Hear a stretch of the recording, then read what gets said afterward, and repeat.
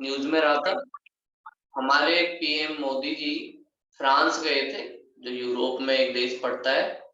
और वहाँ उनका एक डे था, जैसे हमारा रिपब्लिक डे होता है, ऐसे भी उनका एक रिवॉल्यूशन डे था, जिस दिन उन्हें थोड़ी आजादी मिली, उसके लिए जिस गए थे। और जैसे फ्रांस में बेस्टाइल डे कहते हैं, बेस्टाइल डे आप कह सकते हो इनका एक फ्रीडम मूवमेंट या क्रांति वाले। इस दिन क्या किया था लोगों ने, जो राजा इनके यहाँ रूल करता था और बड़ा क्रूर था, उसको हटा के पब्लिक ने अपना कंट्रोल करना स्टार्ट किया। तो उसी के लिए फ्रांस में बेस्टाइल डे। हमारे पीएम मोदी फ्रांस की यात्रा पे गए और इन्होंने चीफ ऑफ गेस्ट ऑनर दिया उन्हें कि भाई आप आइए हमारे यहाँ इस दिन, और हम चाहते हैं कि आप as an guest of honour आए। और इंडिया के पीएम के साथ साथ इसमें जब परेड हुई, तो उसमें हमारी एयरफोर्स, नेवी, इन तीनों सेनाओं के जो अधिकारी थे और साथ में जो सैनिक थे, वो तीनों इस परेड में भी शामिल हुए। और ये इस बात को दिखाता है कि भाई भारत और फ्रांस की जो संबंध है वो कैसे है। और इसी के साथ भारत और फ्रांस के 25 साल हुए, किसको, स्ट्रेटेजिक पार्टनरशिप को। भारत और फ्रांस स्ट्रेटेजिक पार्टनरशिप किए हुए हैं, और इस स्ट्रेटेजिक पार्टनरशिप को 25 साल हो गए। स्ट्रेटेजिक पार्टनरशिप का मतलब क्या होता है, सबसे पहले हमें स्ट्रेटेजिक का मतलब समझना होगा। स्ट्रेटेजिक का मतलब होता है जब किसी देश के आर्थिक और राजनीतिक हित जुड़े हों। जैसे हम बहुत सारी लोकेशन को बोलते हैं कि ये वाली लोकेशन बड़ी स्ट्रेटेजिक है, जैसे अंडमान निकोबार भारत के लिए बहुत ज्यादा इंपॉर्टेंट है। क्यों? क्योंकि भारत को अगर इंडियन ओशियन में पकड़ बनानी है, तो अंडमान निकोबार हमें उसमें सहायता करता है। तो इसलिए जब आर्थिक और राजनीतिक हित के लिए कोई चीज जरूरी हो जाती है, उसी को हम कहते हैं कि भाई ये स्ट्रेटेजिक है हमारे समाज के लिए, साथ में हमारे देश के लिए, और दुनिया में इंडिया की बात को पहुंचाने के लिए। तो फ्रांस और इंडिया ने 25 साल पहले इस स्ट्रेटेजिक पार्टनरशिप को एक दूसरे के साथ ज्वाइन किया था, एग्रीमेंट किया था। और फ्रांस यूरोप का पहला देश है जिसने 1998 में 1998 में भारत के साथ न्यूक्लियर डील की।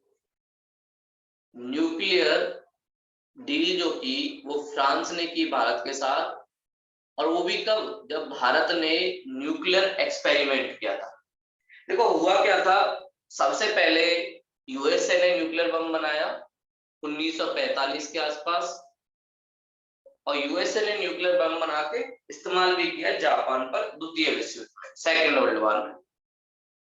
लेकिन उसके बाद धीरे धीरे रूस ने, रसिया ने भी अपना न्यूक्लियर बम बनाया, फिर चाइना ने भी बनाया, फिर इंग्लैंड ने बनाया, और फिर फ्रांस ने बनाया।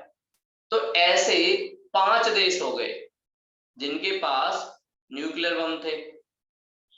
1998 में भारत को लगा कि हमें भी अपनी सुरक्षा के लिए न्यूक्लियर बम बनाना चाहिए, तो भारत ने 1998 में न्यूक्लियर बम बनाया। लेकिन ये 5 देश जो ये ग्रुप में भी शामिल है, जिसे हम कहते हैं यूनाइटेड नेशन सिक्योरिटी काउंसिल, इन 5 देशों ने कि और कोई देश इस न्यूक्लियर बम को ना अपनाए, इसके लिए एक एग्रीमेंट कर लिया। और इस एग्रीमेंट का नाम क्या था, एनपीटी, नॉन प्रोलिफरेशन ट्रीटी।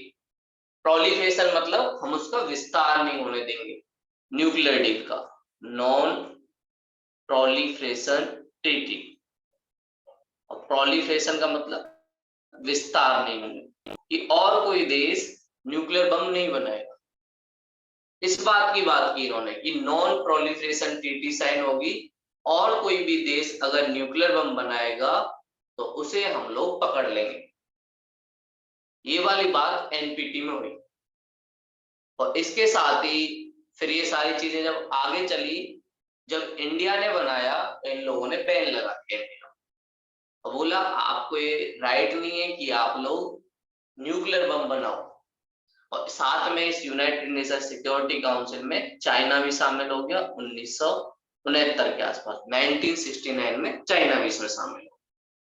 तो ऐसे पहली बार न्यूक्लियर को लेकर बहुत सारे लोगों, अब देखो ये एनपीटी जब साइन हुई और इन देशों ने जिन जिन के पास न्यूक्लियर बम है, इसमें मैंने बताया रसिया है, दूसरा यूएसए है, तीसरा फ्रांस है, चौथा यूके है, पांचवा चाइना है। आप लोगों से पूछा भी जाता है कि भाई P5 पहले 5 कंट्री जिनके पास न्यूक्लियर बम था उनका नाम क्या क्या है। और यही लोग मेंबर हैं United nation security council. United nation के विश्व की संसद है जो वर्ल्ड के सारे बड़े बड़े डिसीजन लेती है। और उस विश्व की संसद का एक सबसे important part United nation security council है। और इस यूनाइटेड नेशन सिक्योरिटी काउंसिल में ये 5 लोग परमानेंट हैं और इनके पास बहुत ज्यादा ताकत है। और इनकी एक ताकत को हम कहते हैं वीटो पावर, मतलब एब्सोल्यूट पावर है इनके पास। और इस वीटो पावर का इस्तेमाल ये काफी ज्यादा करते हैं। तो उस टाइम जब भारत ने न्यूक्लियर बम बनाया तो इन लोगों ने भारत पर बैन लगा दी, लेकिन फ्रांस ने हमें बचाया और साथ में रसिया ने भी इंडिया का साथ दिया। ठीक है भैया न्यूक्लियर बम बनाया, उसने अपनी सुरक्षा के लिए बनाया। और इंडिया को डर रहता था चाइना से, तो इसलिए हमने न्यूक्लियर बम बनाया और हमने इस एनपीटी को साइन नहीं किया। और हमने बोला देखो भैया अगर न्यूक्लियर बम को आपको रोकना है तो इस एनपीटी को कम से कम ऐसा तो बनाओ कि आप लोगों के भी न्यूक्लियर बम खत्म हो। ये अच्छी चीज है, आप लोग 5 तो न्यूक्लियर बम रखोगे लेकिन अगले जो देश हैं उनको बनाने की आजादी नहीं। तो ये कैसी आपने इक्वालिटी बना दी, तो इससे तो भेदभाव भी बढ़ेगा ना। इसलिए इंडिया ने इसको क्रिटिसाइज किया और इंडिया इसमें शामिल नहीं हुआ। लेकिन पहला कंट्री जब इंडिया पर बैन था उस टाइम इंडिया के साथ स्ट्रेटेजिक एग्रीमेंट साइन किया, उसका नाम था फ्रांस। तो एक तो इन्होंने हमारी पॉलिटिकली वर्ल्ड लेवल पे काफी ज्यादा हेल्प की। दूसरा, फ्रांस ने इंडिया की डिफेंस में भी बहुत ज्यादा हेल्प की। सुरक्षा के क्षेत्र में, रक्षा के क्षेत्र में बहुत सारे हथियार हम फ्रांस से मंगाते हैं। जैसे आप लोगों ने रफाल विमान सुना होगा। रफाल एक विमान है जो लड़ने वाला है, डिफेंस का। ये रफाल जो है ये भी इंडिया ने कहां से लिए, फ्रांस से लिए। और फ्रांस ने इसे हमें ना केवल दिए, साथ में हमारे लोगों को ट्रेन भी किया और बोला अगर सब चीजें अच्छी चलती रही तो हम इंडिया में ही रफाल बनाएंगे। और रफाल बनाकर इंडिया में तो खरीदेगा ही क्योंकि इंडिया के पास उसकी जरूरत है, साथ में ही वर्ल्ड में भी उसको बेचेंगे। और इससे फायदा क्या होगा, मेड इन इंडिया को प्रमोशन मिलेगा। तो हम लोग डिफेंस में भी एक सेकंड नंबर के पार्टनर हैं। इंडिया सेकंड नंबर पर जो डिफेंस में अपना सामान खरीदता है उसमें एक फ्रांस भी इन्वॉल्व है।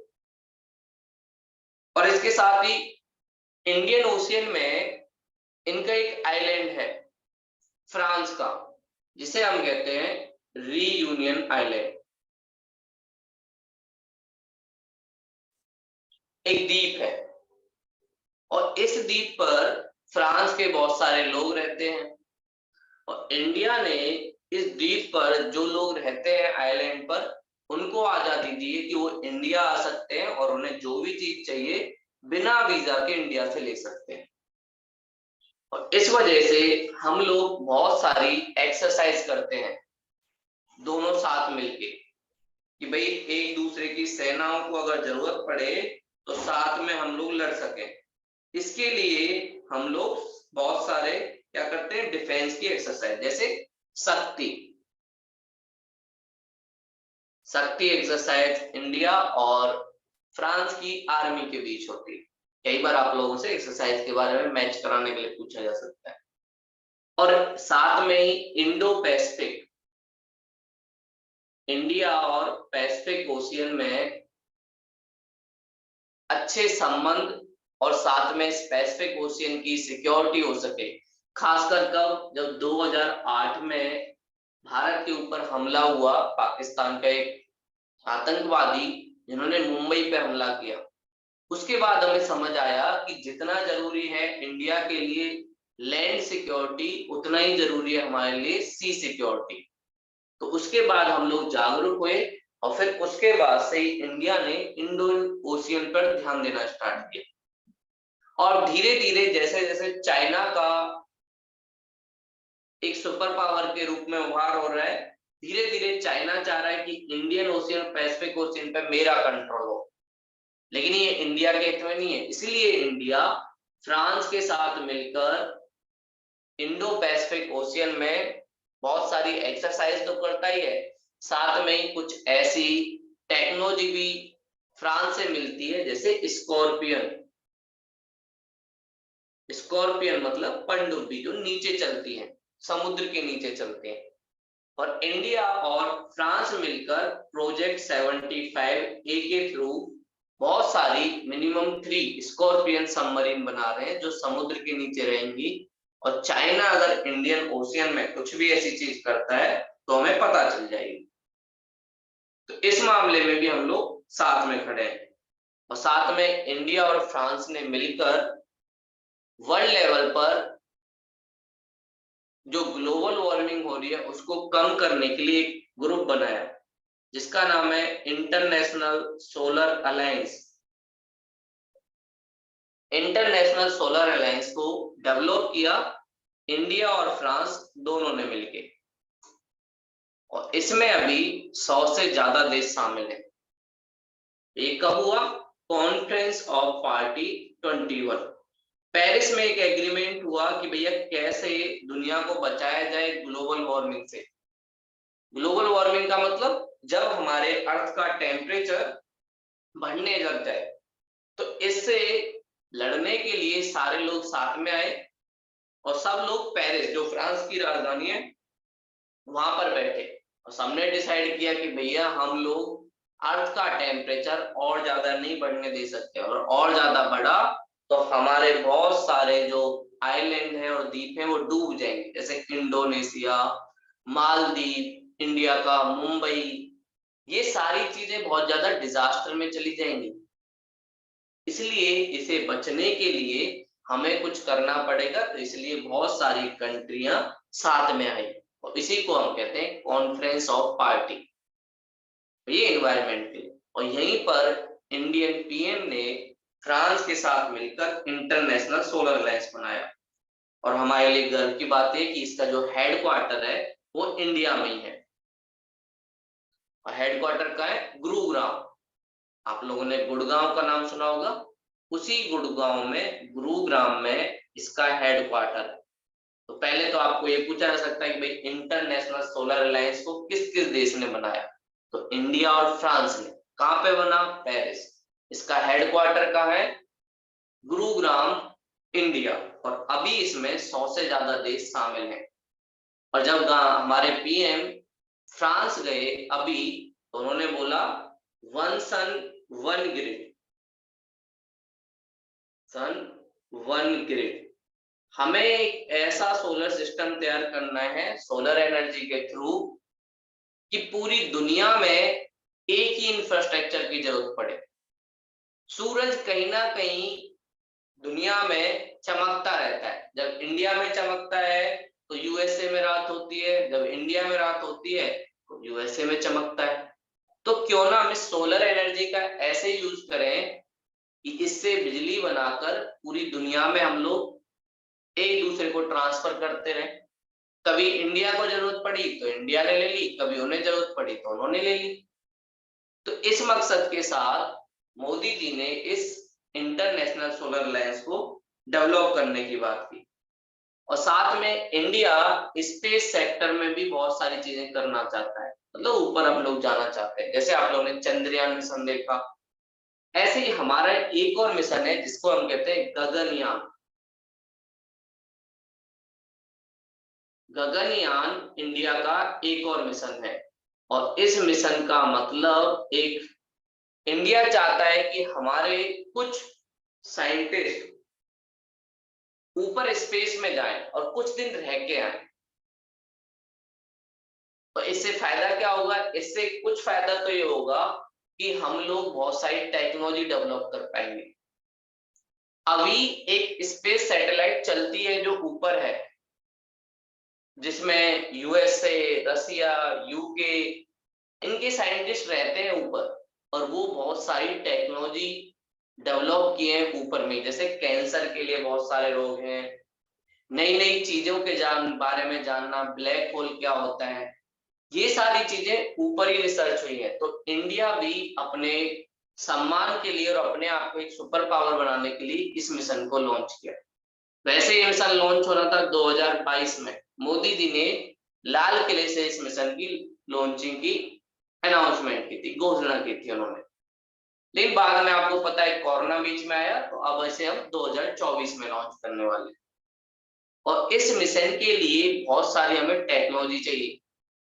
जैसे सबसे पहली बात, अगर हम मैंने मान लिया साइंटिस्ट को भेज दिया, तो उनके लिए कैसे वो वहां पर रहेंगे, उनकी सिक्योरिटी, क्या क्या हमें टेक्नोलॉजी की जरूरत पड़ेगी उसके बारे में देखना। और साथ में जब हमारा ये गगनयान वापस आएगा तो उनको कैसे लैंड कराना।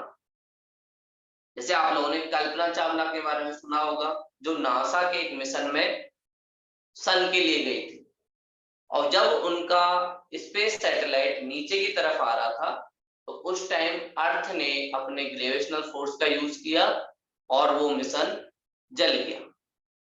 तो सबसे बड़ी प्रॉब्लम क्या होती है, आप ऊपर तो जा सकते हो, लेकिन ऊपर से जब नीचे आते हो तो पृथ्वी बहुत ज्यादा रेजिस्टेंट करती है, रोकती है हमें, और जो भी चीज वहां से आती है तो उसका टेम्परेचर बढ़ जाता है और उसमें आग लग जाती है। तो हमें एक ऐसी टेक्नोलॉजी चाहिए कि कैसे हम लोग अपने मिशन की सॉफ्ट लैंडिंग करवाएं, कि हमारे लोग भी ना मरे और बहुत सारी एनर्जी भी मिल जाए। तो गगनयान में भी काफी ज्यादा फ्रांस हेल्प करता है हमारी, कि इंडिया के लोगों को ट्रेनिंग दी जाए। तो बहुत सारे लोग जो ट्रेनिंग ले रहे हैं उनमें गगनयान मिशन के थ्रू फ्रांस भी हमारे साथ कोऑपरेट कर रहा है। और इसके अलावा बहुत सारे भारतीय लोग फ्रांस में रहते हैं, फ्रांस में जॉब करते हैं, साथ में फ्रांस के पॉलिटिकल सिस्टम में भी पार्टिसिपेंट है। उसकी वजह से लोगों के बीच जो संबंध है वो भी अच्छे हैं, फ्रांस और भारत के बीच। ये भी हमारे लिए अच्छी चीज है। तो ये हमने जाना कि इंडिया और फ्रांस के बीच के संबंध। तो आप लोगों से मेंस में भी क्वेश्चन पूछा जा सकता है, या इनके बारे में पूछा जा सकता है, भाई पहला कंट्री जिसके साथ भारत ने न्यूक्लियर डील की, पहला कंट्री जिसने भारत पर, हम लोगों ने जब न्यूक्लियर बम रेडी किया, पोखरण किया अटल जी के टाइम, उस टाइम भी हम पर बैन नहीं लगाया, वो कौन सा है? डिफेंस के क्षेत्र में हमने रफाल जो विमान है वो किससे खरीदे हैं? प्रोजेक्ट 75 क्या है और इसमें क्या बनाया जाए? तो स्कॉर्पियन बनाया जाए। तो ये सारी चीजें इसमें दी हुई है। और साथ में इंडिया और फ्रांस के बारे में इकोनॉमिक लेवल पे हम लोग कैसे करते हैं, आपस में ट्रेड कैसे करते हैं, इसके बारे में भी आप लोगों से पूछा जा सकता है। तो ये पहला हमारा टॉपिक हुआ। अगला जो टॉपिक है वो है, नासा ने अपना एक मिशन भेजा था जिसका नाम था प्रिजर्वेंस। कि उन्होंने मंगल पर, जैसे इंडिया का मंगलयान था, ऐसे नासा ने मंगल ग्रह पर, मार्स पर अपना एक मिशन भेजा। और इस मिशन का पर्पज ये था लाइफ को जानना, क्या मंगल पर जीवन संभव है। इस चीज को देखने के लिए नासा ने एक मिशन भेजा। और उस मिशन में नासा को बहुत सारी चीजें समझ आई। नासा कौन है? जैसे इंडिया का इसरो स्पेस सैटेलाइट है जो स्पेस में बहुत सारी चीजें करता है, ऐसे यूएसए का नासा जो स्पेस मिशन लॉन्च करता है ऊपर की तरफ, ऐसे ही यूएसए में नासा है। और इसने प्रिजर्वेंस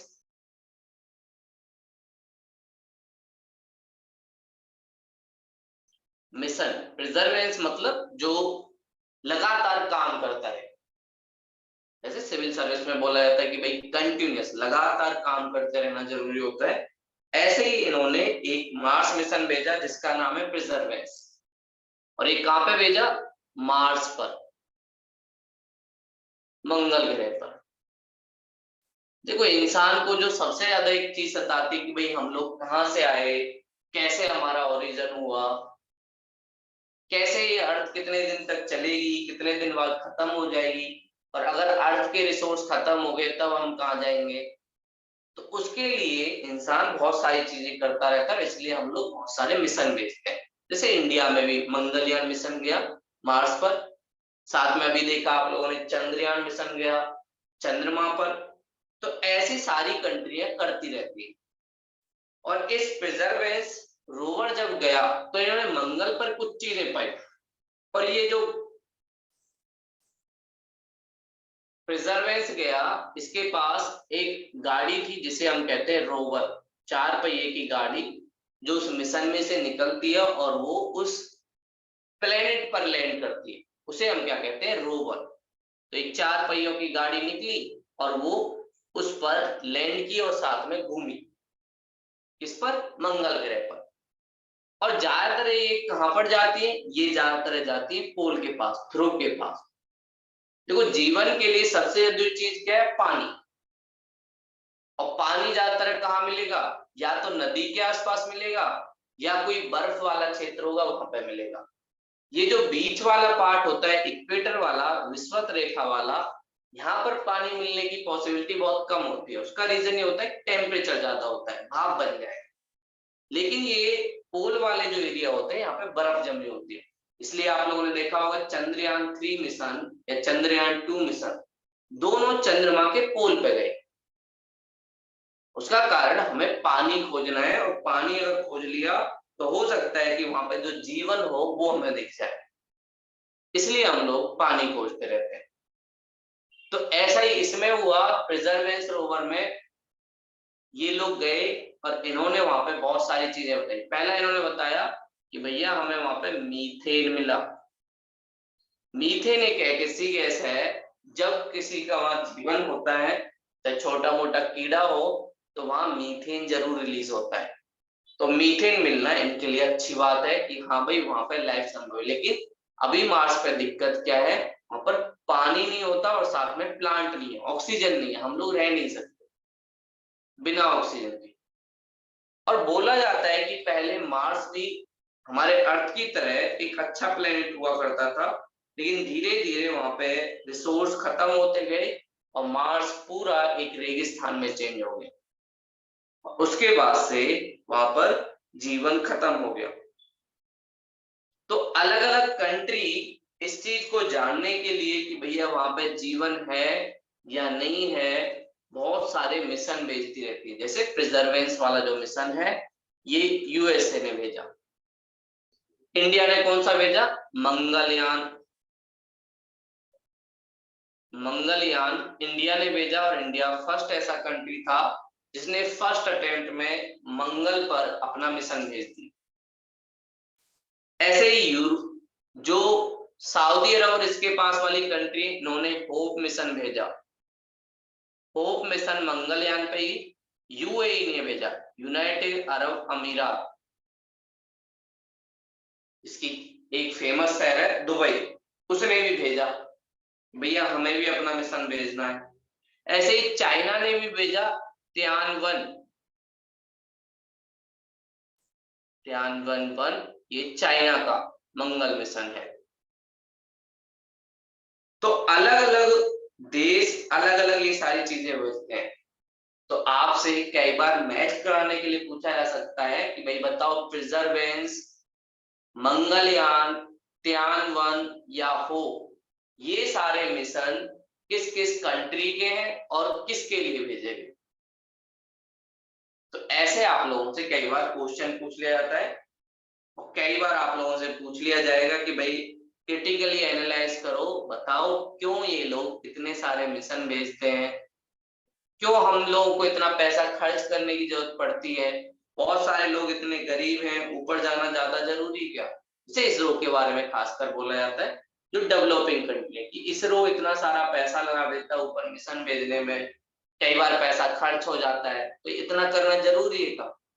तो ये जरूरी इसलिए होता है, टेक्नोलॉजी आपको मिलनी चाहिए।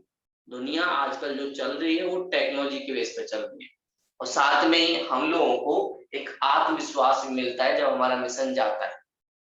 तो देश की आत्मविश्वास के लिए, अगर देश को सुपर पावर बनना है तो उसकी टेक्नोलॉजी के लिए मिशन जरूरी है। माना कि कुछ लोग अभी भी हमारे देश में गरीब हैं, लेकिन इसका मतलब ये नहीं है कि हम लोग प्रोग्रेस ना करें, प्रगति ना करें। वो नहीं करेंगे तो हम लोग जिन चीजों में पिछड़े हैं वो तो है ही, आगे आने वाली टेक्नोलॉजी में पिछड़ जाएंगे, और फिर इसके लिए हमें फिर दोबारा से अलग अलग लोगों को पैसा देकर ये टेक्नोलॉजी लेनी पड़ेगी। तो हम टेक्नोलॉजी क्यों लें, इससे बढ़िया क्यों ना खुद ही डेवलप कर लें। इसलिए बोला जाता है कि ये सारी चीजें करना फायदे की चीज है और हमारे देश के लिए बहुत ज्यादा जरूरी है। पूरी दुनिया आगे बढ़ रही तो हम पीछे नहीं हो सकते।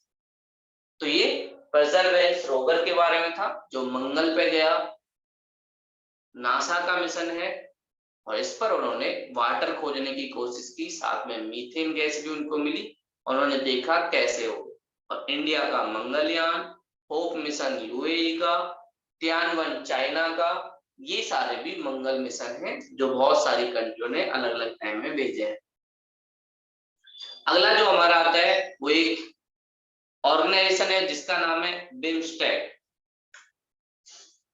BIMSTEC, bay of Bengal organisation for multi sector. BIMSTEC एक ऑर्गेनाइजेशन जो डेवलप हुई 2004 के आसपास, और इस ऑर्गेनाइजेशन का एक मेन पर्पस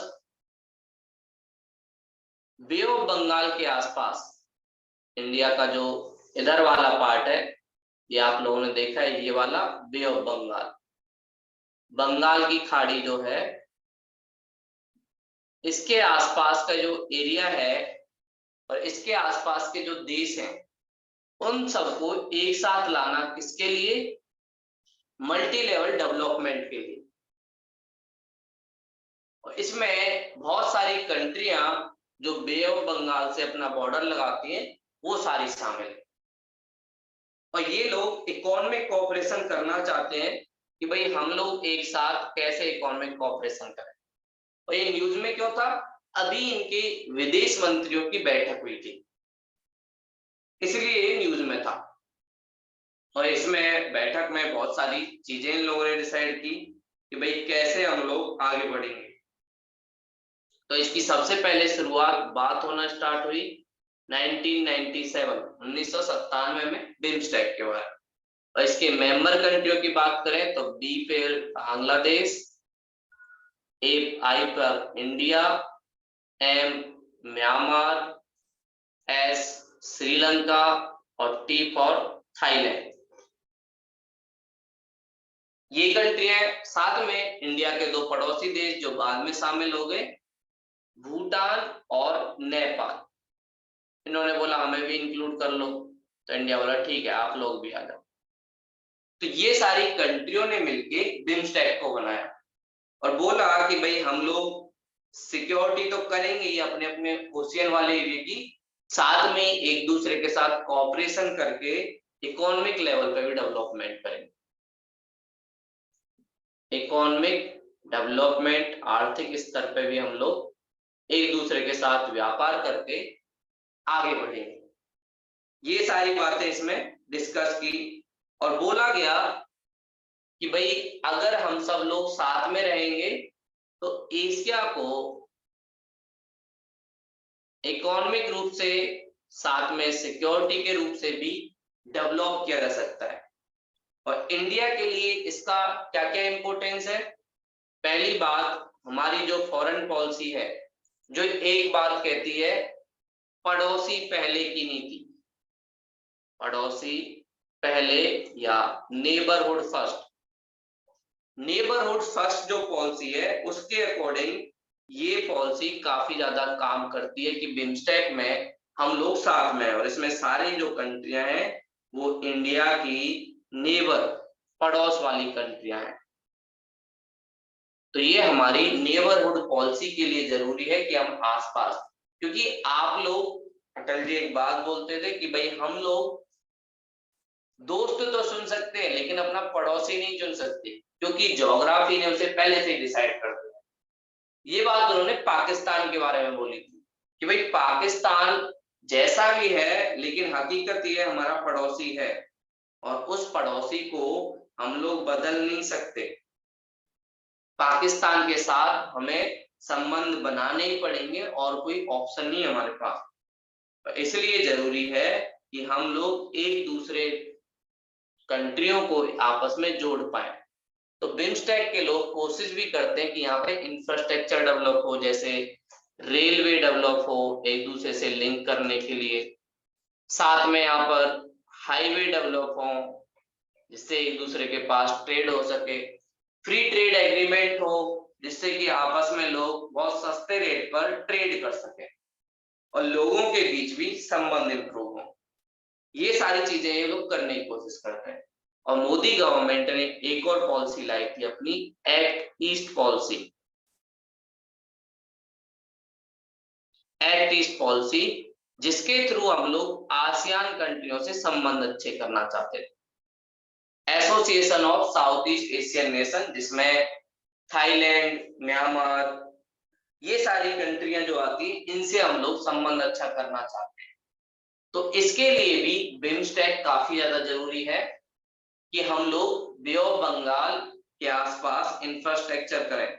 और ये इसलिए भी जरूरी है, हमारे जो उत्तर पूर्व वाला क्षेत्र है जिसमें अरुणाचल प्रदेश, मणिपुर, मिजोरम, नॉर्थ ईस्ट वाला क्षेत्र है जिन्हें सेवन सिस्टर कहते हैं, इसका डेवलपमेंट भी हो सके।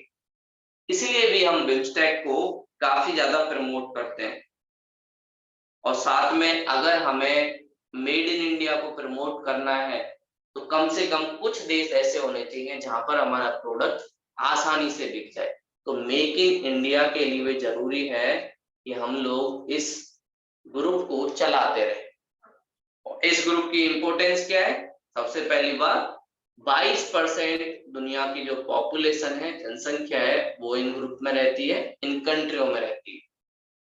साथ में यहाँ पर हम लोग अगर साथ में कोऑपरेशन करेंगे तो एक दूसरे को इकोनॉमिक लेवल पर लाभ होगा और साथ में लोगों को रोजगार भी मिलेगा। लेकिन इसकी बहुत सारी कमियां भी हैं। सबसे बड़ी कमी क्या है कि यहाँ पर इंफ्रास्ट्रक्चर डेवलप नहीं है। ट्रेड तो तब होगा ना जब रोड डेवलप हो, हाईवे डेवलप हो, रेलवे डेवलप हो, ये है ही नहीं यहाँ पर। और साथ में ही बहुत सारे देशों में परेशानियां चलती रहती है, जैसे म्यांमार में अभी सेना का रूल है, ये दिक्कत चलती है। नेपाल बहुत ज्यादा अनस्टेबल रहता है, वहां पे संविधान ही नहीं बन पा रहा है।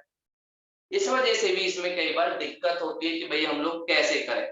श्रीलंका में भी हालत खराब है। तो ट्रेड तो तब होगा ना जब सारे देश सही हों। जब देशों में इतनी सारी परेशानियां हैं तो कैसे ये सारी चीजें सही होंगी। तो ये भी कई बार एक मुद्दा रहता है कि कैसे ये सारी चीजें सही हो। तो ये बिम्स्टेक और हमने G20 का जो इंडिया में समिट हो रहा है सितंबर में, ग्रुप ऑफ 20, जो इकोनॉमी के लिए आर्थिक स्तर पर विश्व की सबसे ज्यादा इकोनॉमिकली स्ट्रॉन्ग जो कंट्री है उनका समिट हो रहा है इंडिया में पहली बार 2023 में। तो उसमें हम लोगों ने बिम्स्टेक कंट्रियों को इनविटेशन दिया है कि आप लोग आओ। हम लोग पहले बुलाने वाले थे सार्क को। सार्क क्या है? इंडिया और इसके आसपास के देशों के लिए ही है, south Asian association for regional cooperation. लेकिन दिक्कत क्या है, सार्क में पाकिस्तान भी इंक्लूड है और पाकिस्तान इंडिया के रिलेशन अच्छे नहीं रहते, हमें भी पता है। तो इसलिए हमने सोचा यहाँ पे पाकिस्तान आएगा, इसे छोड़ो। ज्यादातर जो पड़ोसी है वो बिम्स्टेक में शामिल है, तो पाकिस्तान को नहीं बुलाते, इसलिए हमने सार्क के देशों को इनविटेशन नहीं दिया और बिम्स्टेक के देशों को बोला कि भैया आप लोग आ जाओ, आप लोगों को अलाउ है, आप लोग आराम से बैठना मीटिंग में, चाय समोसा खाना, कोई दिक्कत नहीं। तो इसलिए हमने बिम्स्टेक को बुलाया। और आप लोगों ने सुना होगा कि G20 में बहुत सारे वर्ल्ड के बड़े बड़े लोग आ रहे हैं। तो अगला हमारा टॉपिक ये है G20। G20 क्या है और इंडिया में इसकी मीटिंग कैसे हो रही है। तो G20, जी का मतलब है गवर्नमेंट। वर्ल्ड की टॉप 20 जो देश हैं जिनकी इकोनॉमी सबसे ज्यादा स्ट्रॉन्ग है उनका ग्रुप है। और इसकी शुरुआत में तो पहले से ही होना स्टार्ट हो गई, 1999 से ही बोल रहे थे सब लोग कि ऐसा एक ग्रुप होना चाहिए जिससे वर्ल्ड की इकोनॉमी को सही से चलाया जा सके, ग्लोबलाइजेशन हो सके, एक दूसरे से जोड़ा जा सके। लेकिन बाद में इसको लाया गया 2008 में, और 2008 में क्या हुआ, यूएसए में बहुत बड़े इकोनॉमिक क्राइसिस आए। यूएसए में एक बैंक थी, लेहमन ब्रदर्स, ये दो भाई थे। इन भाइयों ने एक कंपनी खोली बैंक के नाम से, और बहुत सारे लोगों को बहुत सारा पैसा उधार दिया। पैसा उधार तो दे दिया, लेकिन जब पैसा लेने की बारी आई तो लोगों ने पैसा देने से मना कर दिया, और लोगों ने जमीनें खरीद ली थी। और ये यूएसए की उस टाइम सबसे बड़ी बैंकों में से एक थी। तो सबसे पहले ये वाली बैंक फेल हुई, उसके बाद यूएसए की पूरी इकोनॉमी फेल हो गई। तब यूएसए को समझ आया कि आज का टाइम ऐसा है जिसमें एक ही कंट्री के ऊपर इकोनॉमी को नहीं चलाया जा सकता। अब पूरी दुनिया ग्लोबलाइज हो गई है। ग्लोबलाइज मतलब एक दूसरे से जुड़ गई है, और पूरा विलेज के रूप में चेंज हुई है, गांव के रूप में। और जब इसमें पता चला कि भाई ये कंपनी फेल क्यों हुई, ये वाली बैंक, तो पता चला इसमें बहुत सारा करप्शन हुआ था, फ्रॉड हुआ था, जिसमें इंडिया से भी बहुत सारे लोग इन्वॉल्व थे, साथ में यूके से भी बहुत सारे लोग इन्वॉल्व थे, फ्रांस से भी थे। तो ये सिर्फ नेशनल मुद्दा नहीं था यूएसए का, इसका समाधान सभी देशों के साथ मिलके ही निकाला जा सकता था।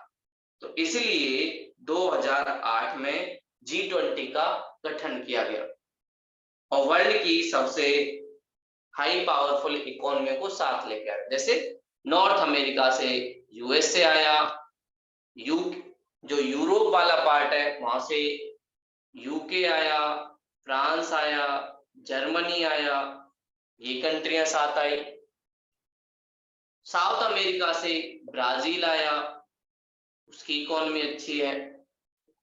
ऐसे ही एशिया से इंडिया, चाइना, साथ में जापान, रसिया, ये सारे देश साथ आए। और इन्होंने बोला आज के टाइम के हिसाब से अगर हम अकेले अकेले डिसीजन लेंगे तो बहुत सारी दिक्कत होगी, इसलिए सब देशों को साथ में मिलके आना पड़ेगा और साथ में मिलके डिसीजन लेते हैं, वरना 2008 जैसे इकोनॉमिक क्राइसिस वर्ल्ड में आते रहेंगे। और जब यूएसए की इकोनॉमी फेल हुई तो बहुत सारी इकोनॉमी फेल हो गई, इंडिया पर भी नुकसान पड़ा। लेकिन हमारी किस्मत अच्छी थी कि रघुराम राजन ने पहले ही बता दिया। रघुराम राजन एक बहुत बड़े इकोनॉमिस्ट हैं और इंडिया की आरबीआई के गवर्नर भी रह चुके हैं। वैसे वो इंडियन सिटीजन नहीं है, ओरिजिन उनका इंडिया से हुआ है, अब उन्होंने यूएसए की सिटीजनशिप ले ली और यूएसए की यूनिवर्सिटी में एज अ प्रोफेसर काम करते हैं। लेकिन इंडियन सरकार ने जब उनसे कहा कि हमें थोड़ा सर्विस चाहिए तो उन्होंने दे दिया। उन्होंने मीडिया में कुछ दिन पहले ही बता दिया था कि 2008 में कुछ क्राइसिस आने वाले हैं और बहुत बड़े क्राइसिस होंगे। उसके बाद से ही दुनिया को इंटीग्रेट कर दिया गया, वरना पहले यूएसए G7 ग्रुप पे बिलीव करता था। ये कौन थी, डेवलप कंट्री थी बस, यूरोप से कुछ कंट्रियां थी, यूएसए था, कनाडा था, बस इन पे ही भरोसा करता था। बाद में समझ आया उसे कि कुछ डेवलपिंग कंट्रियां, इंडिया, चाइना, इनका भी बहुत बड़ा रोल है अगर वर्ल्ड की इकोनॉमी को सही करना है, तो इनके रोल को हम लोग इग्नोर नहीं कर सकते। तब से यूएसए ने हमें भी भाव देना स्टार्ट किया और रसिया, चाइना, इनको भी। और अब पहली बार G20 का समिट इंडिया में हो रहा है 2023 में, और ये समिट सितंबर में होगा, सितंबर में न्यू दिल्ली। और पहली बार वर्ल्ड के 20 जो प्रेसिडेंट, पीएम है या उनके जो सबसे बड़े लोग हैं वो इंडिया आएंगे। तो पहली बार इंडिया को मौका मिल रहा है। तो इसलिए आप लोग देखेंगे मोदी जी ने बहुत सारे मीटिंग के लिए हॉल भी बनवाए हैं, साथ में हमारी संसद का सेंट्रल विस्टा प्रोजेक्ट भी कंप्लीट हुआ है। तो G20 समिट के लिए हम अपनी एक अच्छी इमेज दिखाना चाहते हैं पूरी दुनिया में, क्योंकि जब वो लोग बड़े बड़े नेता इंडिया में आएंगे तो साथ में उनके पीछे पीछे उनकी मीडिया भी आएगी। अगर हमने सही इमेज दिखाई तो वहां के लोग हमारे यहाँ इन्वेस्ट करेंगे, बहुत सारे लोग घूमने भी आएंगे, तो इंडिया की इकोनॉमी को फायदा होगा। लेकिन अगर हमारी इमेज खराब दिखी तो हमारी इकोनॉमी को काफी ज्यादा लॉस होगा। इसलिए आप लोग देखते हो दिल्ली एनसीआर के आसपास जितनी भी झुग्गी झोंपड़ियां थी उनको सरकार तोड़ती जा रही है, क्योंकि सरकार दिखाना नहीं चाहती कि हमारे देश में अभी भी गरीब लोग रहते हैं, क्योंकि उससे हमारी इमेज थोड़ी खराब दिखेगी। इसलिए सरकार जितनी भी झुग्गी झोपड़ियां उनको एक तरीके से तोड़ रही है, या उन लोगों को बोल रही है कि आप लोग कहीं और शिफ्ट हो जाओ। सरकार न्यू दिल्ली के आसपास के एरिया को थोड़ा सा सुंदर दिखाना चाहती है, और इसीलिए जो केबल वाले कुछ चीजें डाले हुए हैं उनको भी काट दे रही है, चाहे वाईफाई की केबल हो या बिजली की वायर हो जो किसी ने वैसे ही डाल ली है, उन सबको भी काट रही है कि G20 वाले बहुत सारे लोग इंडिया में आना स्टार्ट हो गए। और आप आए दिन न्यूज में देखते होंगे कि कैसे वो सारी चीज पूरी मेट्रो में, जो दिल्ली मेट्रो उस पर पूरा ऐड होता है। तो ये सारी चीजें हमारे देश में भी चल रही है। तो एक बड़ा एक मौका है भारत के पास अपनी इमेज को बदलने का और दुनिया को दिखाने का कि भाई इंडिया भी एक सुपर पावर में से एक है। इसलिए हमारी सरकार इस G20 के लिए काफी ज्यादा लगी हुई है, और इसको हेड कौन करेंगे? हमारे पीएम मोदी। पीएम मोदी इसके हेड होंगे। और G20 की थीम हम लोगों ने क्या रखी है? वासुदेव कुटुंबकम। वासुदेव कुटुंबकम, ये इसकी हमने थीम रखी है।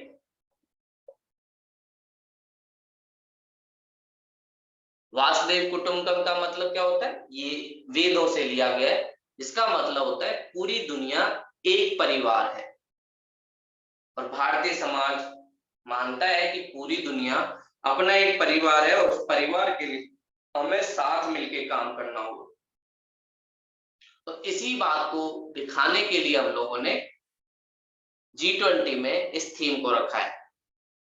और साथ में ही मोदी जी यहाँ पर बहुत और सारी चीजें भी लॉन्च करने वाले हैं, जैसे international year of millets. Millets मतलब मोटे अनाज, ज्वार, बाजरा, मक्का। तो हमारे देश में और पूरी दुनिया में न्यूट्रिशन को इंपॉर्टेंस देने के लिए कि भाई आजकल बच्चे, जो गरीब लोग हैं उनके बच्चे इसलिए कुपोषित हैं क्योंकि खाना नहीं मिलता, अमीर लोग हैं उनके बच्चे इसलिए कुपोषित हैं क्योंकि वो सही से खाना नहीं खाते, बर्गर पिज्जा इस पे ज्यादा ध्यान रहता है और वैसे खाने पे कम रहता है, इसलिए उनको भी बहुत सारी दिक्कत होती है। तो इस चीज को दूर करने के लिए मोदी जी ने इसमें यूनाइटेड नेशन के द्वारा 2023 को इंटरनेशनल ईयर ऑफ मिलेट्स, और जब ये मिलेट्स प्रमोट होंगे तो भारत इसके लिए सबसे ज्यादा इंपॉर्टेंट एरिया है।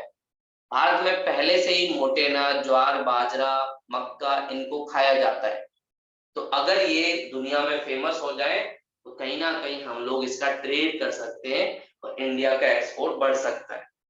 और साथ में इससे मेड इन इंडिया को भी फायदा मिलेगा, स्टार्टअप इंडिया को भी फायदा मिलेगा, और हमारे लोगों को बहुत सारे रोजगार मिलेंगे। और साथ में ही हम इंडिया की फॉरेन पॉलिसी का जो एक हिस्सा है सॉफ्ट पावर, उसको भी दिखाना चाहते हैं। देखो दुनिया में दो पावर होती है, एक हार्ड पावर और दूसरी सॉफ्ट पावर। हार्ड पावर का मतलब क्या है? जब आप सेना के बल के द्वारा किसी को पीटने की कोशिश करो, और सॉफ्ट पावर जब आप अपने कल्चर के द्वारा, अपने फूड के द्वारा, जैसे योगा हमारी सॉफ्ट पावर है, योग हम पूरी दुनिया को करवाते हैं, ये सॉफ्ट पावर है कि भाई इंडिया में योग होता है शरीर को सही रखने के लिए। लेकिन चाइना किसका यूज करता है? अपनी सेना का यूज करता है। तो चाइना एक हार्ड पावर का एग्जांपल है। लेकिन इंडिया ज्यादातर अपने कल्चर के थ्रू, बॉलीवुड के द्वारा, अपने गानों के द्वारा, अपने नृत्य के द्वारा कोशिश करता है कि दुनिया में भारत की इमेज को थोड़ा सा बढ़ाया जाए। वहीं चाइना अपनी सेना के द्वारा ये सारी चीजें करता है और लोगों को डरा धमका के अपनी बात बनाता है। इसलिए चाइना की बहुत सारे लोग उसको क्रिटिसाइज करते हैं, लेकिन इंडिया को क्रिटिसाइज नहीं करते, क्योंकि इंडिया अपने डांस नृत्य इनके द्वारा पूरी दुनिया को रूल करना चाहता है। और इंडिया साथ में बताता है कि अगर हम लोग सुपर पावर बनेंगे तो पूरी दुनिया का भला होगा, और चाइना सुपर पावर बनेगा तो पूरी दुनिया को नुकसान होगा। ये वाली बात भी इंडिया पूरी मीडिया में दिखाना चाहता है। और वैसे भी बोला जाता है कि 21st सेंचुरी जो होगी वो एशिया की होगी, और दिख भी रहा है। एशिया में कौन कौन सी दो पावर होंगी, एक चाइना और इंडिया। चाइना रिप्लेस करेगा यूएसए को, और एशिया में सुपर पावर बनना स्टार्ट। तो चाइना को जो सबसे ज्यादा टक्कर देगा वो है इंडिया।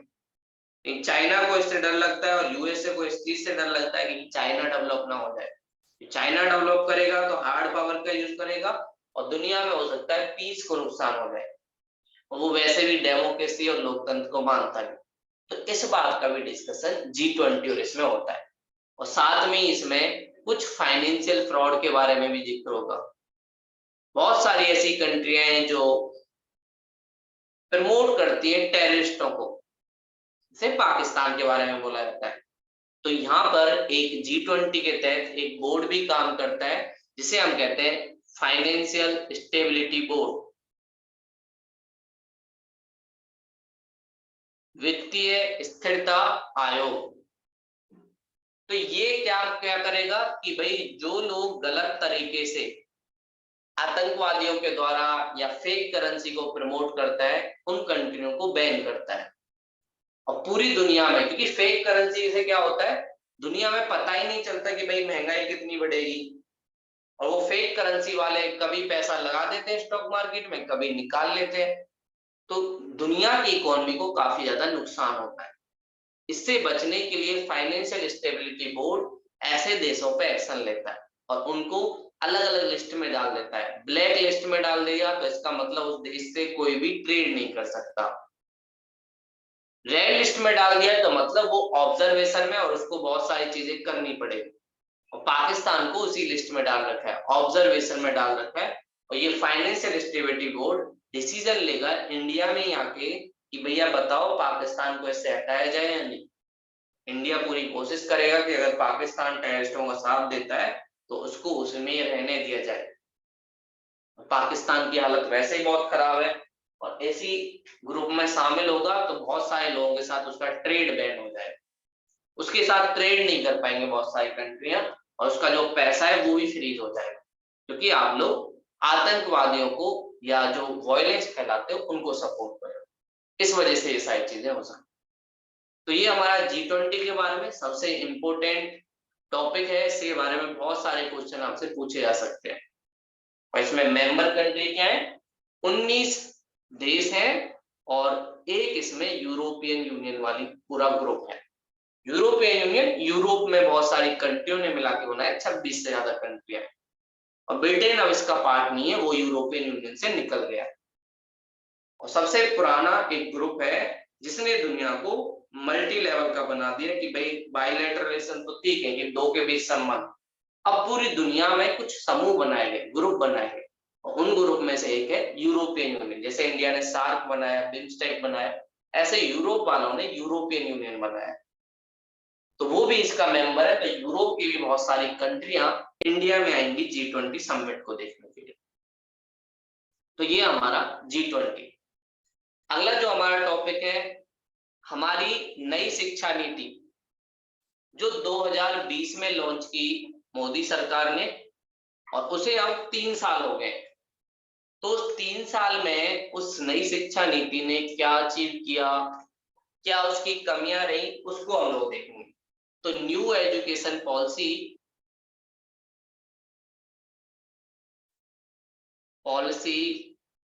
2020, नई शिक्षा नीति। देखो भारत में एक सबसे बड़ा मुद्दा है क्वालिटी एजुकेशन। शिक्षा तो मिलनी चाहिए, लेकिन शिक्षा ऐसी भी होनी चाहिए जो समाज में काम भी आए।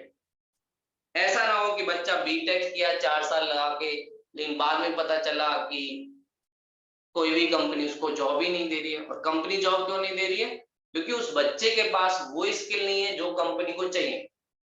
जैसे मान ली बच्चा बीटेक में पढ़ रहा है सिर्फ एंड्रॉयड फोन के बारे में, और जब तक वो कंपनी में आया, मार्केट में आया जॉब लेने के लिए, तब तक दुनिया डिजिटल फोन पे शिफ्ट हो गई, तो उसकी स्किल का कोई फायदा नहीं। और उसे कोई भी कंपनी जॉब तब देगी जब वो कंपनी के लिए फायदा करेगा, कम से कम 3 गुना पैसा कंपनी को कमाए, तभी तो उसकी सैलरी निकलेगी। तो इसी को ध्यान में रखते हुए इंडिया ने 2020 में अपनी शिक्षा नीति में चेंज किया। और इससे पहले हमारे देश में 1986 में शिक्षा नीति आई थी, एजुकेशन पॉलिसी, मतलब लगभग 34 साल बाद, 34 ईयर बाद इंडिया ने अपनी एजुकेशन पॉलिसी को चेंज किया। और इसकी जरूरत हमें इसलिए थी क्योंकि हमारी एजुकेशन पॉलिसी कहीं ना कहीं फेल हो रही थी आज की प्रॉब्लम को सॉल्व करने में। और साथ में बहुत सारे पढ़े लिखे युवा ऐसे थे जिनको नौकरी नहीं मिल रही थी। तो इसलिए सरकार को लगा कि भाई हमें शिक्षा नीति को ही चेंज करने की जरूरत है। और इस शिक्षा नीति को जिस आयोग के बेस पर निकाला गया उसका नाम था कस्तूरी रंगन। कस्तूरी रंगन इसरो के हेड रह चुके हैं, जो हमारी स्पेस ऑर्गेनाइजेशन है, इंडियन स्पेस रिसर्च ऑर्गेनाइजेशन, उसके हेड रह चुके हैं। तो कस्तूरी रंगन ने ही एजुकेशन पॉलिसी के बारे में बताया, और बताया कि भाई हमें कैसे क्या क्या चीजें इंक्लूड करनी चाहिए। तो इसमें सबसे पहली बात बोली कि हमें सबके पास तक एजुकेशन पॉलिसी को पहुंचाना है, एक्सेस। पहली बात तो ये सब तक पहुंच होनी चाहिए एजुकेशन की, चाहे गांव हो, शहर हो, अमीर हो, गरीब हो। और दूसरी बात इन्होंने बोला समानता, इक्वालिटी भी होनी चाहिए। ये नहीं कि वही प्राइवेट स्कूल में पढ़ रहा है उस बच्चे को अच्छी एजुकेशन, गवर्नमेंट में पढ़ रहा है बेकार एजुकेशन, शहर में पढ़ रहा है तो उसको अच्छा इंफ्रास्ट्रक्चर, गांव में पढ़ रहा है तो बेचारे को कुछ मिल ही नहीं रहा है। और साथ में उसमें क्वालिटी होनी चाहिए, क्वांटिटी पे नहीं, रटने वाली चीजों पे नहीं, क्वालिटी पे फोकस होना चाहिए कि बच्चों को उससे कुछ स्किल मिले। ये नहीं कि बस एग्जाम पास कर लिया बच्चे ने या डिग्री ले ली, लेकिन जैसे ही मार्केट में गया तो कोई उसे बोल ही नहीं रहा है। और साथ में ये एजुकेशन अफोर्डेबल भी होनी चाहिए, मतलब सस्ती होनी चाहिए, हर कोई अपने एडमिशन करा सके। इतनी महंगी नहीं होनी चाहिए कि कोई भी एडमिशन ही ना करा पाए। जब एडमिशन ही नहीं कराएगा बच्चा तो पढ़ेगा कैसे? और इसके लिए सरकार ने बहुत सारी चीजें बोली। पहले बोला अर्ली चाइल्डहुड, छोटे छोटे बच्चों को कुछ प्ले स्कूल बनाकर एजुकेशन दी जाएगी। जैसे आप लोगों ने देखा होगा छोटे छोटे बच्चे जिन स्कूलों में जाते हैं वो ABCD पढ़ रहे होते हैं, ए नाच नाच के आ रहा होता है कि देखो मैं ये आ गया। उन्हें खेल खेल में ही ये सारी चीजें सिखाई जाती है। तो 0 से 5 वाले जो बच्चे हैं उनको सरकार ने बोला कि भाई हम लोग उनको अर्ली चाइल्डहुड या प्ले स्कूल कराएंगे। और जो लोग गरीब हैं उनके लिए सरकार ने बोला आंगनवाड़ी के थ्रू होगा। आंगनवाड़ी जो हमारे हर सरकारी स्कूल के साथ मिलके काम करती है और साथ में वुमेन की भी हेल्प करती है। तो आंगनवाड़ी को बनाया जाएगा और वहां पे उन लोगों को ट्रेनिंग दी जाएगी कि आप लोग उन बच्चों की हेल्प करो। और फिर सरकार ने बोला स्कूल की जो एजुकेशन है उसको हम कई पार्टों में डिवाइड करेंगे। जैसे 5 साल, पहले 5 ईयर, 1 से 5, फिर 3 साल 8 तक बच्चा पढ़ेगा, फिर उसके बाद 3 साल और फिर 4 साल जिसमें ग्रेजुएशन भी करेगा। और बच्चे के लिए ऐसा सिलेबस बनाया जाएगा कि उस पर बर्डन ना रहे, रटना ना पड़े। बहुत सारी एक्टिविटी करवाई जाएंगी। जैसे बच्चों से कोई चीज बना ली कि चलो भाई आज तुम्हें गरीब लोगों के पास घूम के आना है और उनको गिफ्ट देना है। और उस गिफ्ट के बाद बच्चों को बोला बताइए कि आप लोगों ने आज क्या सीखा, क्या आप लोगों को गरीबों की सहायता करनी चाहिए, नहीं, क्या हम लोग उनके लिए क्या क्या कर सकते हैं, ऐसी चीजें हमें करानी है। प्रैक्टिकल वाली चीजें करानी, ना कि रटने वाली। तो ये बात इस कैरिकुलम में बोली गई और साथ में बोला गया टीचर को भी ट्रेनिंग देनी है। टीचरों को अगर ट्रेनिंग नहीं देंगे तो जैसा हम चाहते हैं ऐसी एजुकेशन नहीं आएगी। और इसके लिए सरकार ने निष्ठा एक प्रोग्राम चलाया इसके थ्रू।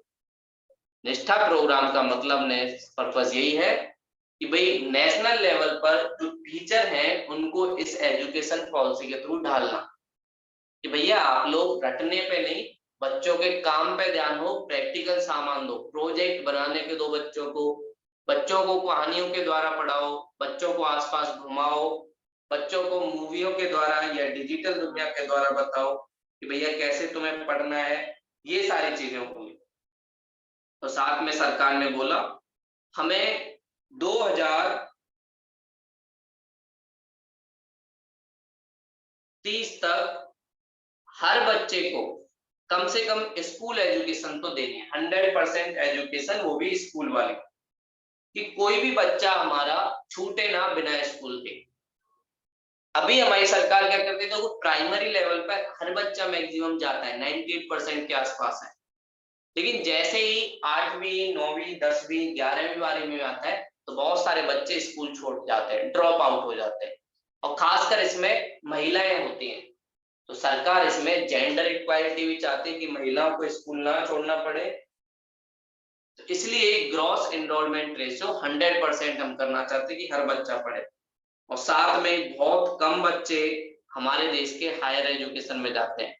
अभी हायर एजुकेशन में 50% से भी कम बच्चे इंडिया में पढ़ते हैं, और ना 12th के बाद बहुत सारे बच्चे स्कूल छोड़ देते हैं और पढ़ाई भी छोड़ देते हैं। तो इसके लिए भी सरकार कोशिश कर रही है कि भाई ऐसे स्कूल कॉलेज बनाए जाए कि बच्चा पैसे की वजह से या उसके घर में जो फाइनेंशियल कंडीशन उसकी वजह से कम शिक्षा से दूर ना हो जाए। ये सारी सरकार कोशिश कर रही है। और सरकार ने साथ में एक ऑर्गेनाइजेशन बनाया है जिसका नाम है national testing agency. Testing agency, ये एजेंसी क्या करती है, बहुत सारे एग्जाम कंडक्ट करती है। जैसे आप लोग देखते होंगे आजकल, अगर आपको बड़ी बड़ी दिल्ली यूनिवर्सिटी, बनारस हिंदी विश्वविद्यालय या अलीगढ़ मुस्लिम यूनिवर्सिटी, इनमें अगर एडमिशन लेना है तो आपको एक एग्जाम देना होगा ग्रेजुएशन का, जिसे हम कहते हैं सीबीटी वाला, सेंट्रल यूनिवर्सिटी एंट्रेंस टेस्ट। और इसे लेता कौन है, नेशनल टेस्टिंग एजेंसी। इसका पर्पस क्या है कि भैया बच्चों को ये नहीं बोलना कि अगर तुम 12th में अच्छे लाओगे तो तुम्हें कॉलेज में एडमिशन, नहीं लाओगे तो नहीं, बोला आप लोग तैयारी करो, 12th में अच्छे नहीं कोई बात नहीं, अगर आप लोग इस एग्जाम में अच्छे लाओगे तो उस बेस पे डिसाइड होगा कि आपका किस यूनिवर्सिटी में एग्जाम होगा। और सारी यूनिवर्सिटियों के लिए एक एग्जाम, अलग अलग एग्जाम देने की जरूरत नहीं है। आप एक एग्जाम दीजिए, आपके मार्क्स आ जाएंगे, उस मार्क्स के बेस पे आपको बता दिया जाएगा कि आप किस किस यूनिवर्सिटी में एग्जाम देके एडमिशन ले सकते हो। तो जो आपको अच्छी लगे उस यूनिवर्सिटी में ले लेना। और इसके साथ ही सरकार एक और चीज पे जो सबसे ज्यादा फोकस कर रही है वो है व्यावसायिक शिक्षा।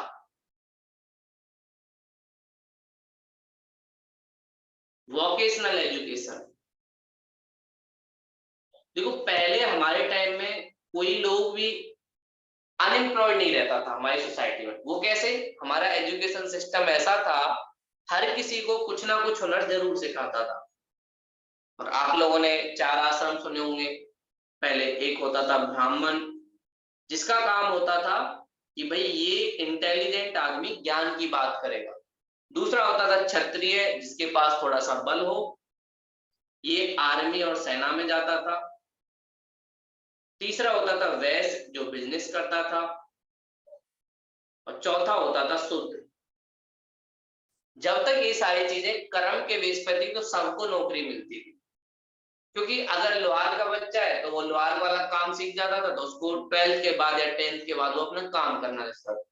इसलिए सरकार ने बोला है कि भैया हर बच्चे को जब तक वो 10th तक पहुंचे या 12th तक पहुंचे एक ना एक स्किल आनी चाहिए।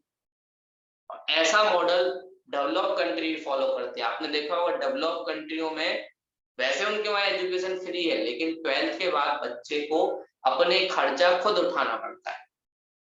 ऐसे ही होता है चाइना में। चाइना में क्या करते हैं, जो हम लोग ये लाइट खरीदते हैं या दिवाली के वो खरीदते हैं, तो वो वहाँ के स्टूडेंट ही बनाते हैं। उनको सिखा दिया जाता है ऐसे तार को जोड़ना है, बस लाइट बन गई। इसके दो फायदा हुए, एक तो बच्चे को स्किल आई और दूसरा बच्चे ने पैसे कमाए। तो उसे जब वो ग्रेजुएशन में जाएगा या उसके बाद जाएगा, कम से कम पैसे की तो दिक्कत नहीं होगी, फाइनेंशियली वो इंडिपेंडेंट होगा। इसलिए ही सरकार ने बोला है कि सबको वोकेशनल एजुकेशन करनी है, कोई किसी भी फील्ड में हो, लेकिन उसको एक काम जरूर आना चाहिए। चाहे इलेक्ट्रिसिटी वाला सीख लो, आर्ट अच्छी लगती है तो पेंटिंग सीख लो, फैशन अच्छा लगता है तो फैशन सीख लो, कुकिंग अच्छी लगती है तो कुकिंग सीख लो, लेकिन एक ना एक हुनर बच्चे को कम से कम आना चाहिए, जिससे वो पैसा थोड़ा बहुत कमा सके। और ऐसा ही अब कहाँ सिखाया जा रहा है, आप लोगों ने सुना होगा, दिल्ली जो स्कूल है, जो आम आदमी पार्टी ने डेवलप किए, वहां क्या किया जाता है, जब बच्चा छोटा होता है उसको 2,000 रुपए दिए जाते हैं हर बच्चे को। और 2,000 रुपए में बच्चे को बोला जाता है, बेटा इससे कुछ भी सामान बनाओ और उसे बेचो और प्रॉफिट कमाओ। हो सकता है बच्चा शुरू में 2,000 के सामान को 1,000 में बेच के आ जाए, लेकिन कम से कम उसे शिक्षा तो मिली ना, कि कैसे पैसे से हम लोग अगर कोई चीज बनाए तो उसे कमा सकते हैं। और अगर इन सारे बच्चों को एक साथ ला दिया जाए और कोई बड़ा प्रोजेक्ट बनाया जाए, तो उसको भी हम लोग सफल कर सकते हैं। और बच्चे को प्रैक्टिकल वे में ये सीखने को मिलता है कि कैसे हम लोग अपनी इनकम बढ़ा सकते हैं। और दिल्ली स्कूल में बहुत सारे बच्चे इस एक्सपेरिमेंट में बहुत आगे निकले, और बाद में उनका प्रोजेक्ट इतना पसंद किया जाने लगा कि उनके प्रोजेक्ट को बहुत सारे बड़े बड़े बिजनेसमैनों ने खरीदा। तो सोचिए, ये बच्चे जब तक 12th किए तब तक ये बहुत बड़े बिजनेसमैन बन चुके हैं। ऐसा ही हमारी इस एजुकेशन पॉलिसी में डिसाइड किया गया कि भैया कोई भी बच्चा हो उसको सिखाओ कि कैसे पैसा कमाया जाता है। बताओ मत कि ऐसे कर लोगे ऐसे हो जाएगा, ऐसे। तो वोकेशनल एजुकेशन एक सबसे बड़ा पार्ट है। गांधी जी भी कहते थे, और ये हमारे ट्रेडिशन में भी शामिल था, कि हर बच्चे को कम से कम एक हुनर होना चाहिए। फार्मर का बच्चा है तो उसे कम से कम क्रॉप के बारे में पता होना चाहिए, कि बाजरा कैसे होता है, गेहूं कैसे होता है। उससे बोला जाए भैया तुम थोड़ा नर्सरी में उगाओ। कोई दूसरा बच्चा है तो भैया तुम क्या कर सकते हो, जी मैं होटल चला सकता हूँ, होटल चला के दिखाओ। तो ऐसी सारी चीजें इसमें इंक्लूड की गई है, और इसके भी बच्चे को मार्क्स मिलेंगे, सिर्फ पढ़ाई के मार्क्स नहीं। बच्चा अगर वोकेशनल एजुकेशन करता है और किसी की प्रॉफिट कमाता है, तो उसमें भी उसको मार्क्स मिलेंगे। लेकिन साथ साथ इसमें कुछ कमियां भी हो जाती हैं, जैसे गांव में इंफ्रास्ट्रक्चर बहुत कम है, डिजिटल दुनिया है ही नहीं गांव में। इसमें एक और चीज बोली है, ई एजुकेशन को प्रमोट करेंगे, बहुत सारे चैनल हम लोग चलाएंगे। तो सरकार डिजिटल दुनिया के थ्रू ये सारी चीजें करना चाहती है, लेकिन गांव में इंटरनेट की सुविधा नहीं है, लाइट नहीं है। इस वजह से गांव के बच्चे काफी ज्यादा पिछड़ जाते हैं। और हमारे देश की लगभग 65% आबादी गांव में रहती है। तो उसको दूर करने के लिए सरकार को सबसे पहले वहां पर बिजली सही टाइम से पहुंचे, नेट सही टाइम से पहुंचे, ये जरूरी है। साथ में ही वुमेन एजुकेशन के साथ बहुत सारी दिक्कत होती है, कि महिलाओं को बाहर नहीं निकलने दिया जाता, या उनको ज्यादा अपॉर्चुनिटी नहीं मिलती। उसको भी हमें दूर करने की जरूरत है, कि कैसे हम लोग दूर करेंगे। तो इसके लिए सरकारी स्कूलों का जो मॉडल है, जैसे दिल्ली स्कूल में बना है, ऐसा मॉडल बनाना चाहिए कि बच्चा कम पैसे में भी पढ़ सके। तो ऐसी सारी चीजें हम करेंगे, तो शिक्षा से ही हमारे आगे आने वाले स्टार्टअप निकलेंगे। शिक्षा से ही स्किल इंडिया को प्रमोशन मिलेगा, और इस शिक्षा से ही जब स्किल इंडिया और स्टार्टअप होगा, तो हम मेक इन इंडिया को भी प्रमोट करेंगे, और फिर हमारे देश में कोई बेरोजगार भी नहीं रहेगा। तो इन सब समस्याओं का एक सबसे बड़ा समाधान हमारी न्यू एजुकेशन पॉलिसी है। इसमें बहुत सारे ऐसे प्रावधान है जिनसे हम ये सब कर सकते हैं, लेकिन उसे ग्राउंड लेवल पे लाने के लिए हमें बहुत मेहनत करना पड़ेगा। टीचरों की ट्रेनिंग हो, या पेरेंट्स को समझाना कैसे स्टडी बच्चों को कराना है, कैसे उनको प्रैक्टिकल बनाना है, ये सारी चीजें बहुत ज्यादा जरूरी है। और जब हमारी एजुकेशन अच्छी हो जाएगी, तो अपने आप हमारा देश एक डेवलप कंट्री में चेंज हो जाएगा। तो एक सुपर पावर करने के लिए जरूरी है कि हम अपने युवाओं को इतनी ताकत दें कि वो शिक्षा के साथ साथ उसको इम्प्लीमेंट करके अपना इकोनॉमिक सोशल डेवलपमेंट कर सके। तो ये सारी चीजें हमारे इस वाले में न्यू एजुकेशन पॉलिसी में करने की कोशिश की है। तो आज की क्लास यहीं तक थी। कोई डाउट हो तो आप लोग पूछ सकते हो। कुछ पूछना है सृष्टि जी और भावना जी?